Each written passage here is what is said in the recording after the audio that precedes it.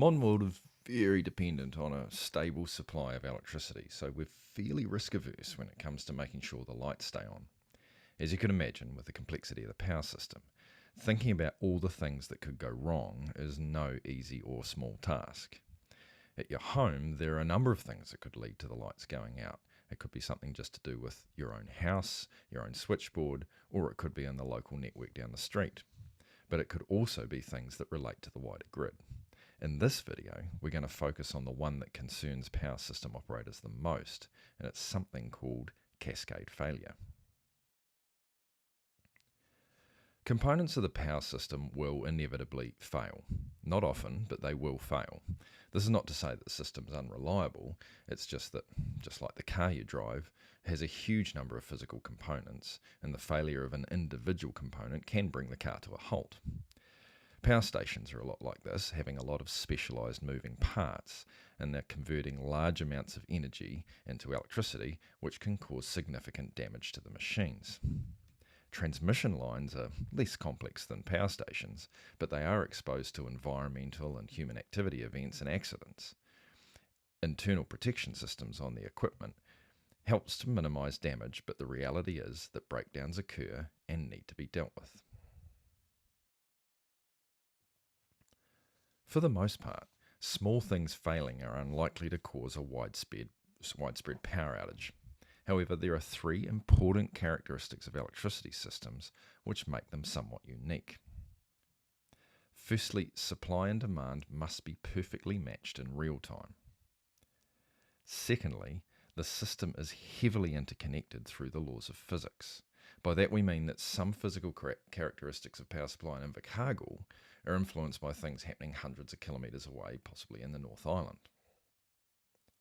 Thirdly, this influence is often almost instantaneous, occurring in fractions of a second. By way of analogy, if one of Fonterra's milk tankers broke down on the side of the road, it's not like dairy farmers or Fonterra's milk processing plants around the country would notice immediately. However, in electricity, this is exactly what happens. Thankfully, the capability to respond to small disturbances in the electrical system is built into most generators in a modern power system. So for a certain category of failures, the lights will stay on as these generators respond to keep supply and demand matched. However, there are points in the system where this response is no longer sufficient. All components of the electrical system are designed to operate only within certain design specifications. Many of these specifications relate to characteristics of the power system, such as voltage, current, and frequency. For example, combined cycle gas turbine generators, which need frequency to stay above 47 Hz. If the system begins to move outside of these parameters, procedures designed to automatically protect the equipment, known as protection systems, are triggered, which will shut down the piece of equipment.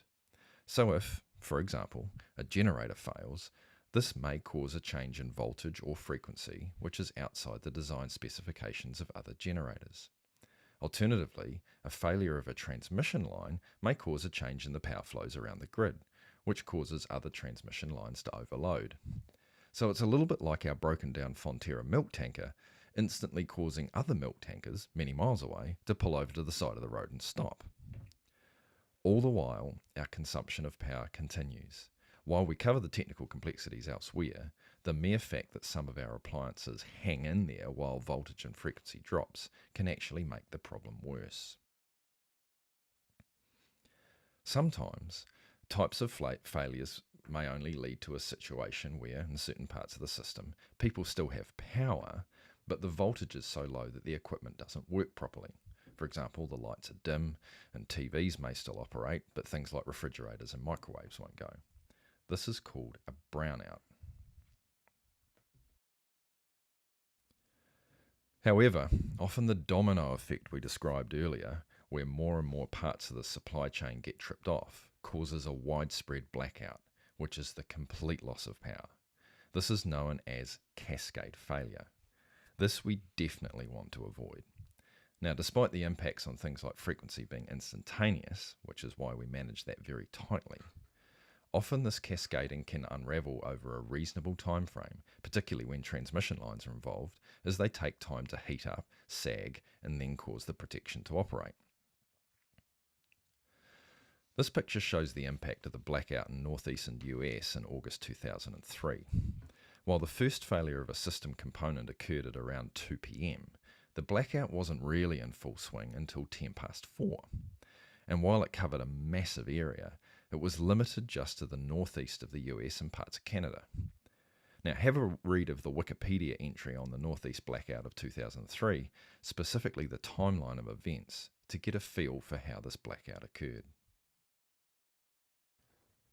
So given how dire the consequences of cascade failure are, you would think we would go to significant lengths to ensure that it just doesn't happen, and you would be absolutely right.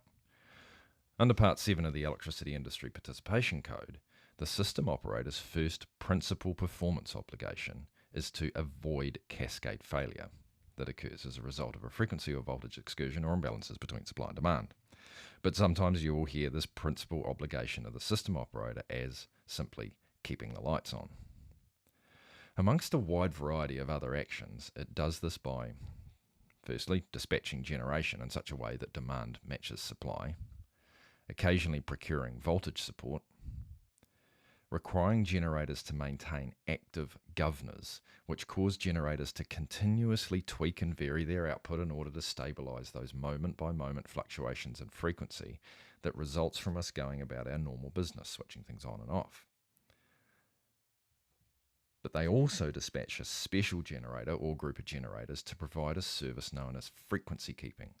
Frequency keeping goes beyond just the stabilising of frequency, but actually returns it to its equilibrium value of 50 Hz. Also, we dispatch instantaneous reserve, which quickly rebalances supply and demand following the failure of a really large component. Finally, it uses security constraints on transmission lines to ensure that there is sufficient spare capacity on lines to accommodate the loss of other circuits. These topics are all covered in our other whiteboard videos if you wish to understand them better. So, we've covered quite a bit of ground, so what are the key takeouts from this video? Well, firstly, because it's so tightly woven together as one big system, failures of single components can cause ripples throughout the rest of the system. Secondly, unless we manage these failures proactively, it can lead to a domino effect of failures across the grid, which is known as cascade failure. This is what tends to cause widespread blackouts.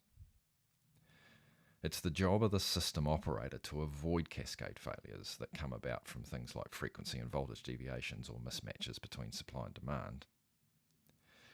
And that the SO does this using things like security constrained dispatch, voltage support, frequency keeping, instantaneous reserves, in order to make sure that we do avoid cascade failure.